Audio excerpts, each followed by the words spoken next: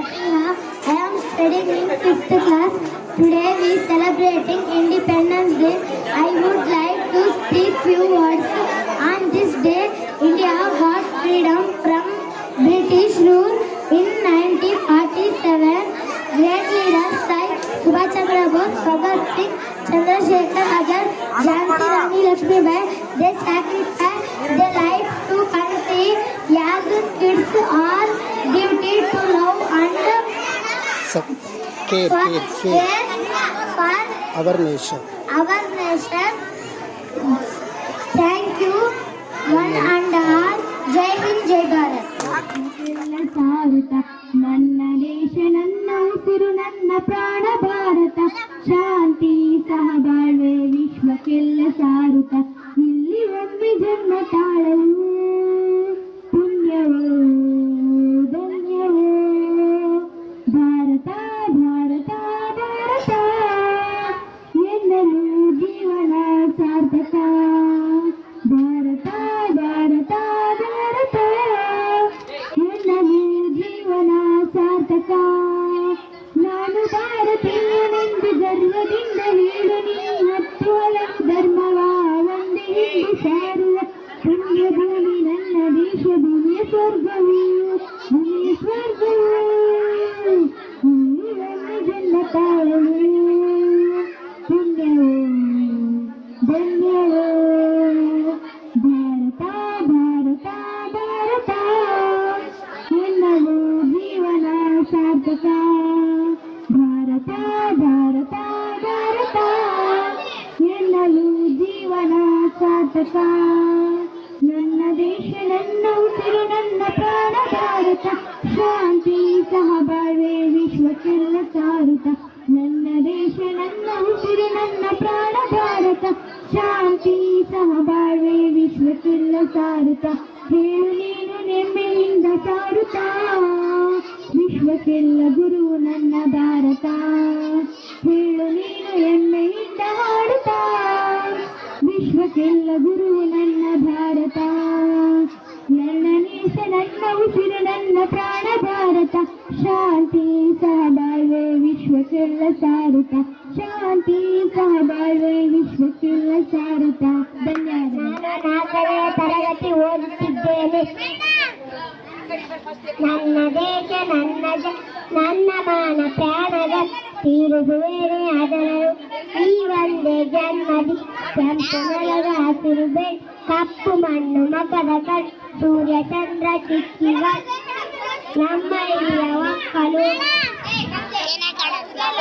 ನೂರು ಭಾವ ನೂರು ಭಾಷ ನನ್ನ ಉಸಿರು ನನ್ನ ಪ್ರಾಣ ಭಾರತ ಶಾಂತಿ ಸಹಬಾಳ್ವೆ ಎಲ್ಲ ಸಾರುತ್ತ ಇಲ್ಲಿ ಒಮ್ಮೆ ಜನ್ಮ ತಾಳಲು ಪುಣ್ಯವೋ ಧನ್ಯವೋ ಭಾರತ ಭಾರತ ಭಾರತ ಎನ್ನಲು ಜೀವನ ಸಾರ್ಥಕ ಭಾರತ ಭಾರತ ಭಾರತ ಎನ್ನಲು ಜೀವನ ಸಾರ್ಥಕ ನಾನು ಭಾರತೀಯನೆಂದು ಗರ್ವದಿಂದ ಹೇಳು ಹತ್ತು ಹಲವು ಧರ್ಮ ಒಂದೇ ಎಂದು ಸಾರುವ ಪುಣ್ಯ ಭೂಮಿ ನನ್ನ ದೇಶ ಭೂಮಿಯ ಸ್ವರ್ಗವು ಭೂಮಿಯ ಸ್ವರ್ಗವು ಇಲ್ಲಿ ಒಮ್ಮೆ ಜನ್ಮ ತಾಳಲು ಪುಣ್ಯವೋ ಧನ್ಯವೋ ಹೇಳು ನೀನು ಹೆಮ್ಮೆಯಿಂದ ಸಾರುತ್ತ ವಿಶ್ವಕ್ಕೆಲ್ಲ ಗುರುವು ನನ್ನ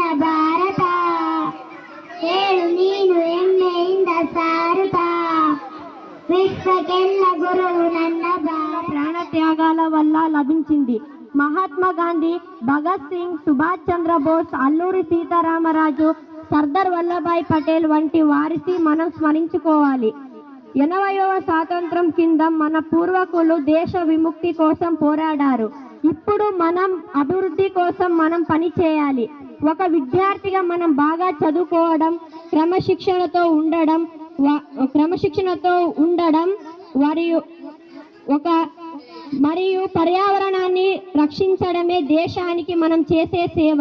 కుల మతాలు భేదాలు లేకుండా అందరం కలిసి కట్టుగా ఉండి మన భారతదేశాన్ని ప్రపంచంలోనే గొప్ప దేశంగా నిలుపుదాం. నాకు ఈ అవకాశం ఇచ్చిన పెద్దలందరికీ మరియు ఉపాధ్యాయులకు మహాలక్ష్మి. ನಾನು 5ನೇ ತರಗತಿ ಓದುತ್ತಿದ್ದೇನೆ. ನಾನು ಈಗ ನಮ್ಮ ಧ್ವಜದ ಕುರಿತು 2 ಮಾತುಗಳನ್ನು ಹೇಳಲು ಬಯಸುತ್ತೇನೆ.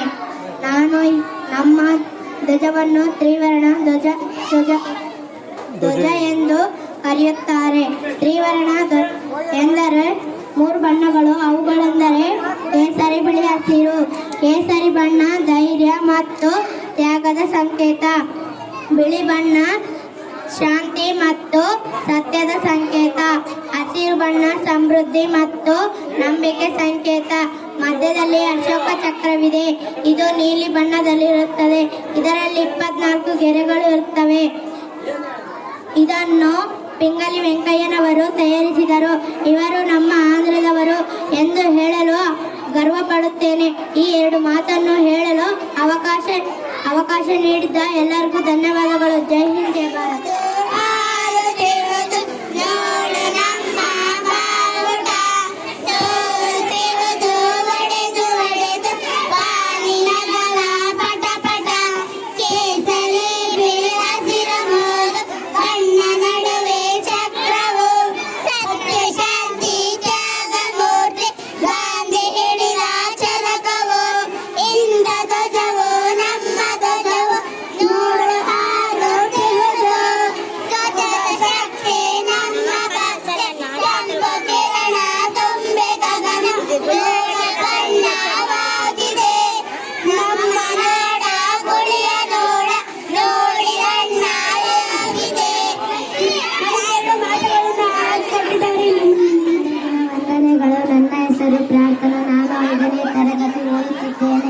ನಾನು ಈಗ ನಮ್ಮ ದೇಶಕ್ಕೆ ಸ್ವಾತಂತ್ರ್ಯ ಬೆಳಗಿನ ಶುಭೋದಯ. ನನ್ನ ಹೆಸರು ಮಹಾಲಕ್ಷ್ಮಿ. ನಾನು 5ನೇ ತರಗತಿ ಓದುತ್ತಿದ್ದೇನೆ. ನಾನು ಈಗ ನಮ್ಮ ಧ್ವಜದ ಕುರಿತು 2 ಮಾತುಗಳನ್ನು ಹೇಳಲು ಬಯಸುತ್ತೇನೆ.